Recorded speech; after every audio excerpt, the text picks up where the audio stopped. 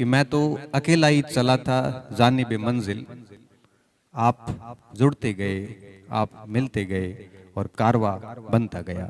मैं तो अकेला ही चला था, मैं तो मंजिल की ओर अकेला ही चला था। मैं मेरे गांव से निकल के आया हूँ और फोगेरा को अगर आप कभी देखोगे, आज आपने सुना है फोग वनस्पति होती वहाँ पे, इसलिए फोग वनस्पति ऐसी वनस्पति है जिसके लिए बहुत अधिक पानी की आवश्यकता नहीं होती।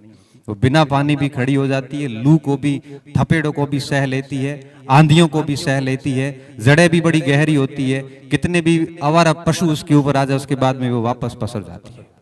हम उस वनस्पति के क्षेत्र से आते हैं तो निश्चित तौर पे वो वनस्पति की विशेषताएं वहाँ के जीव जंतुओं में और मनुष्यों में भी है। तो हम उस क्षेत्र से आते हैं डेफिनेटली।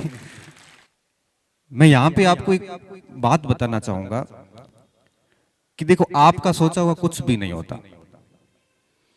आप कितने भी दिमाग में प्लान बना लो शानदार वाले, ये कर लूंगा वो कर लूंगा, देखो मैं यहां पे जाके नियतिवादी हो जाता हूं। मैं डेस्टिनी को बहुत मानता हूं कि नियति ने जो आपके लिए तय किया वो बड़ा शानदार तय किया है। बस भरोसा इस बात पे रखना है कि हमें हमारी जो कर्तव्य निष्ठा है, हमारी जो पढ़ाई है, हमारी जो अभी इस समय हमारी जो ड्यूटी बनती है, उसके साथ हमें कोई छेड़छाड़ नहीं करनी है। मेहनत कंटिन्यू करते रहना है। बाकी नियति ने आपके लिए बढ़िया व्यवस्था कर रखी है, इस बात में मैं बहुत विश्वास करता हूं। मैं ग्रेजुएशन के जब फाइनल ईयर में था, ठीक ठीक स्तर बना लिया था उस समय, और एक जॉब में सिलेक्शन होता है। फाइनल ईयर की बात है, 2009 की बात है। उस समय सपना बुना कि हम सिविल सर्विसेज की तैयारी करेंगे, सेना में जाएंगे, इन दोनों में से किसी एक को जरूर चुनेंगे, या तो वर्दी पहनेंगे या प्रशासनिक अधिकारी बनेंगे। और नियति ने कुछ और तय कर रखा था। मैं कहता हूं ना, आप सोचते हो उसके अनुसार बहुत कम लोगों के साथ ही होता है। होता वही है जो डेस्टिनी ने आपके लिए व्यवस्थित रूप से लिख रखा है। आप कहां जाने वाले हो आपको नहीं पता। अब मैं दिल्ली पहुंचा सिविल सर्विसेज के लिए, सारी चीजें ठीक चल रही थी, प्री भी पास हो गए, उम्मीद थी मेंस भी कर लेंगे। और उसी समय बीमारी डायग्नोस होती है मेरे, कोलाइटिस में अल्सर था, अभी भी है और आगे भी रहेगा, क्योंकि लाइलाज है। डॉक्टर ने कहा कि 3 टैबलेट के साथ में जिंदगी गुजारनी है। बहुत बुरा सा लगा था, क्योंकि आपका सपना जब आपके सामने मरता है तो आप उसको डाइजेस्ट नहीं कर पाते हो। लेकिन अब जाके मुझे समझ में आता है कि जो हुआ वो ठीक हुआ। अगर वो चीजें उस समय, बीमारी की स्थितियां नहीं पैदा होती, तो निश्चित तौर पे मैं आज न तो इस जगह खड़ा होता, न मुझे इतने बच्चों का प्रेम मिल रहा होता।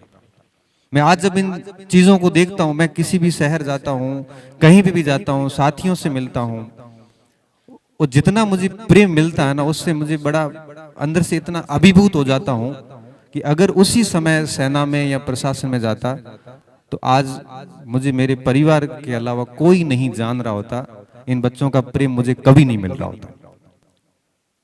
तो नियति ने क्या तय किया? नियति ने शिक्षा क्षेत्र तय किया और हम प्रशासन के उद्देश्य के साथ निकले और कॉलेज में आके रुके। बात ये थी, इस पूरी बात में निष्कर्ष ये था कि पढ़ाई कभी नहीं छोड़ी, अपनी धुन में मेहनत करते रहे, फेल हुए, पास हुए, फेल भी हुए, पास भी हुए। और दुनिया में ऐसा कोई व्यक्ति नहीं है जो असफल नहीं होता, और जो असफल नहीं हुआ है उस व्यक्ति को कभी भी आने वाली जनरेशन की समस्या पता नहीं चलेगी। आज मैं अगर आपकी बात को समझ पा रहा हूं, इसके पीछे कारण है कि मैं खूब असफल हुआ हूं। ऐसी कोई परीक्षा नहीं जिसमें मैं फेल नहीं हुआ हूं। लेकिन बात वापस ये है कि वापस चीजों को शुरू भी हमें ही करना है। इसलिए सबसे पहली बात आप सभी को मैं ये कहूंगा कि बस मेहनत करते जाएं, बाकी नियति भी छोड़ दें। जब आप अंदर से डरने लगते हैं, चिंतित होते हैं कि पता नहीं मेरा क्या होगा, सीट कम है, उस समय वापस मैं ये बात याद दिलाता हूं, ये चिंता और भय आपको खोखला कर देंगे अंदर से।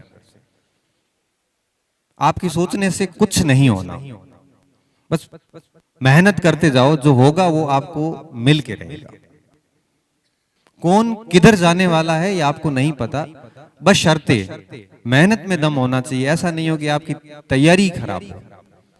नियति के भरोसे बैठ नहीं सकते आप, परंतु मेहनत करते जाओ और रिजल्ट को नियति के ऊपर छोड़ सकते हो। जिन्होंने जो प्लानिंग की वो आपको मिल के रहेगी।